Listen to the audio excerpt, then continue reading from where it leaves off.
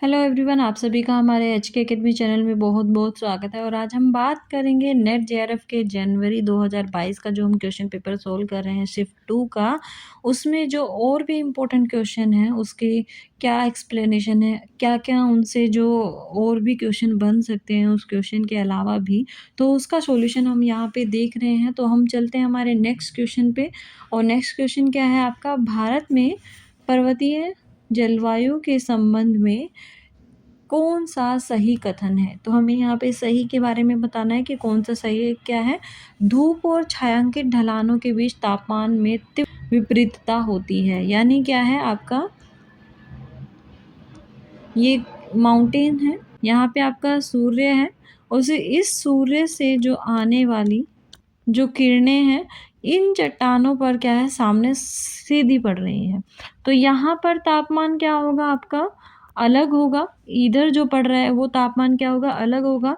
दूसरा क्या है कि जो पीछे वाला जो आपका एरिया है यहाँ पर सूर्य की किरणें क्या है जो सीधी नहीं पड़ रही है यहाँ पर, तो यहाँ पर टेम्परेचर क्या होगा, अलग होगा। पहली स्टेटमेंट कहना चाह रहे हैं ये। तो भारत में जो पर्वत है वहाँ पर क्या है, जो धूप वाला प्रदेश है यानी जहाँ पर सनलाइट डायरेक्ट आ रही है वो रीज़न है। दूसरा क्या है, छायांकित प्रदेश की जहाँ पर क्या है डायरेक्ट सनलाइट नहीं मिलती है उसको क्या कहते हैं, छायांकित प्रदेश कहते हैं, शेडो जोन कहते हैं। तो आप लोगों को ये ध्यान रखना है। तो वहाँ उन दोनों के टेम्परेचर में क्या है एक दूसरे के क्या है विपरीत संबंध पाया जाता है। तो एक स्टेटमेंट पहले ये है। देन दूसरा क्या कह रहा है, तापमान की दैनिक सीमा अधिक है।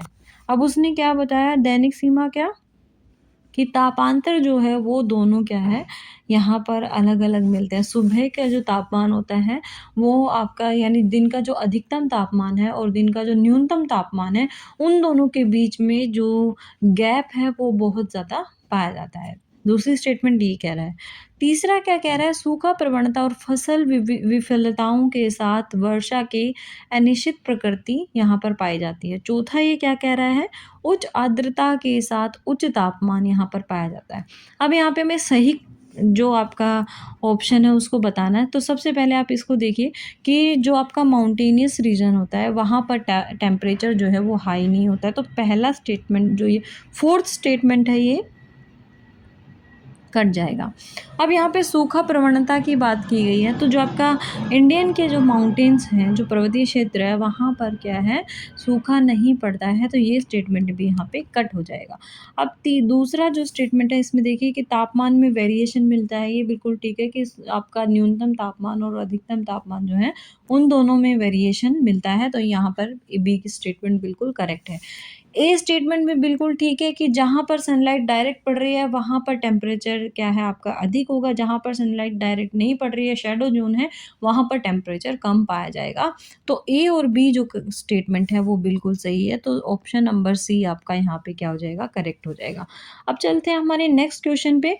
निम्नलिखित में से कौन उत्तर भारत की तुलना में दक्षिण भारत में सूचना और प्रौद्योगिकी उद्योग के तीव्र विकास की व्याख्या करता है। यानी यहाँ पे आईसीटी के लिए बात हो रही है कि आईसीटी जो है उसके डेवलपमेंट के लिए जो भारत का जो नदन जो पार्ट है उसकी तुलना में जो आपका साउदर्न पार्ट है वहाँ पर जो आपका रैपिड डेवलपमेंट हो रहा है या तीव्र विकास हो रहा है उसके लिए क्या क्या जो इम्पोर्टेंट तत्व हैं या इम्पोर्टेंट जो कारक है वो इसमें है। तो सबसे पहले इन्होंने क्या कहा है कि सुशासन।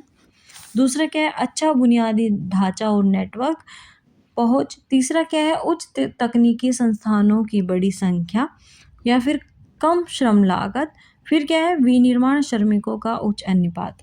अब यहाँ पर कौन कौन सी स्टेटमेंट सही है।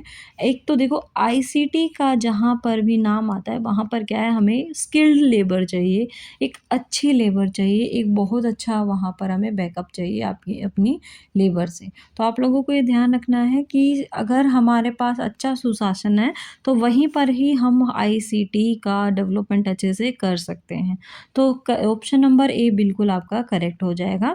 देन उसके बाद अच्छा बुनियादी ढांचा और नेटवर्क चाहिए। आईसीटी का डेवलपमेंट के लिए एक नेटवर्किंग होना बहुत ज़्यादा ज़रूरी है। तो बी से स्टेटमेंट भी यहाँ पे आपका करेक्ट हो जाएगा। तीसरा क्या है, उच्च तकनीकी संस्थानों की बड़ी संख्या चाहिए। हमें जो आपकी हाई टेक्नोलॉजी वाले जो इंस्टीट्यूट हैं उनकी अधिक संख्या में क्या है डेवलपमेंट चाहिए, क्योंकि हमें आईसीटी को यहाँ पे डेवलप करना है। जैसे आप बेंगलुरु को क्या कहते हैं, हम अपनी कौन सी सिटी कहते हैं, ये आपको कमेंट सेक्शन में बताना है कि बेंगलुरु को क्या कौन सी सिटी के नाम से जाना जाता है। तो आईसीटी में बेंगलुरु काफ़ी फेमस है आपका। तो वहाँ पर क्या है, आपका उच्च तकनीकी जो संस्थान है वो बहुत बड़ी मात्रा में पाए जाते हैं। तो यहाँ पर ए बी सी ऑप्शन जो है वो आपका करेक्ट हो जाएगा। तो ऑप्शन नंबर सी यहाँ पे क्या है आपका करेक्ट रहेगा। अब चलते हैं नेक्स्ट क्वेश्चन पे। अब नेक्स्ट क्वेश्चन क्या है आपका, अंतर्राष्ट्रीय व्यापार में एक मुक्त व्यापार क्षेत्र होता है जहां, अब पूछा गया है जहां पर क्या मिलेगा। तो यहाँ पे आपको ऑप्शन दिए गए हैं, सभी भाग लेने वाले सदस्य देश गैर सदस्य देशों से आयात पर एक समान शुल्क लगाते हैं। दूसरा क्या है, सभी भाग लेने वाले देश श्रम और पूंजी की मुक्त आवाजाही की अनुमति देते हैं। या फिर सदस्य देश व्यापार पर शुल्क और कोटा समाप्त कर देते हैं, लेकिन गैर सदस्य देशों से आयात पर प्रतिबंध लगाने के लिए स्वतंत्रता बनाए रखते हैं। या चौथा क्या है इसमें, सदस्य देश कृषि, परिवहन, उद्योग और क्षेत्रीय नीति जैसे मुद्दों पर आम आर्थिक नीतियां अपनाते हैं। तो इनमें बताना कि कौन सा जो स्टेटमेंट है वो करेक्ट है। तो यहाँ पर स्टेटमेंट सी जो है वो बिल्कुल करेक्ट होगा, क्योंकि जो आपका मुक्त व्यापार है, या इसको क्या कहेंगे हम, जो आपका फ्री ट्रेड जोन है, मुक्त व्यापार क्षेत्र, या फिर इसको बोलेंगे फ्री ट्रेड जोन, FTZ।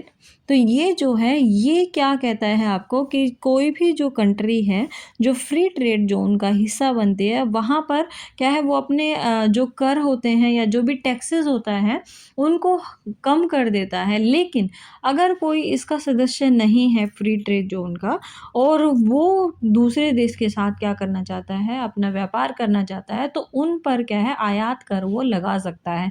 तो वो उसके लिए क्या है, उसके पास फ्रीडम होती है कि वो उस पर टैक्स लगा सकता है। तो आप लोगों को ध्यान रखना है, इसीलिए इसका ऑप्शन जो है वो सी क्या होगा, करेक्ट हो जाएगा। चलते हैं नेक्स्ट क्वेश्चन पे। बैठक रिपोर्ट के अनुसार वर्ष के आधार पर निम्नलिखित को व्यवस्थित कीजिए। तो उस बैठक रिपोर्ट के आधार पर इसमें दिया है COP21, क्योटो प्रोटोकॉल, पहला पृथ्वी शिखर सम्मेलन, IPCC रिपोर्ट। आप लोगों को ये बताना है कि कौन सा इसमें से सही ऑप्शन जो है वो करेक्ट होगा। तो आप लोगों को ये ध्यान रखना है कि पहले जब IPCC की रिपोर्ट आई थी तो वो कब आती है, आपके 1990s के टाइम में आती है, 1990 में आती है। तो 1990 में आपका जो जलवायु परिवर्तन है या फिर क्लाइमेटिक चेंज है, उसके लिए आपका IPCC जो है वो रिपोर्ट आता है। तो ये आपको ध्यान रखना है कि IPCC रिपोर्ट किसके रिगार्डिंग है, आपका जो जलवायु परिवर्तन है, जो वैश्विक परिवर्तन हुए हैं जलवायु में, उसके रिगार्डिंग ये रिपोर्ट दी गई थी 1990s में। इसके बाद क्या होता है आपका, जो 1992 में रियो डी जेनेरो में एक सम्मेलन होता है जिसको क्या कहा जाता है, पहला पृथ्वी सम्मेलन कहा जाता है। तो दूसरा ये क्या है आपका 1992 में होता है पहला पृथ्वी सम्मेलन, और ये कहाँ पर आयोजित होता है, रियो डी जेनेरियो में, ब्राज़ील में आयोजित होता है। ये कब से कब तक रहता है, 3 जून से 14 जून के बीच में इसको क्या किया जाता है, इस सम्मेलन को क्रियान्वित किया जाता है या इस सम्मेलन को चलाया जाता है।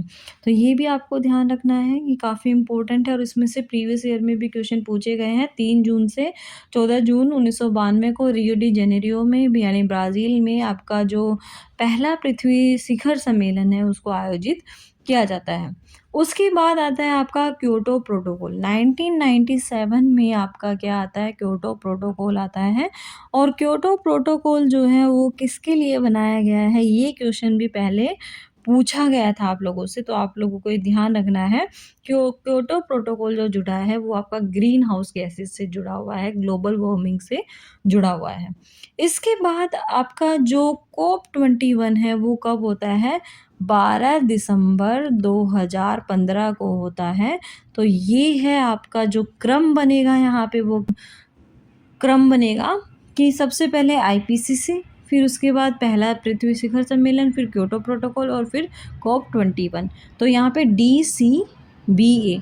तो यहाँ पे ऑप्शन नंबर 4 जो है वो क्या हो जाएगा, करेक्ट हो जाएगा।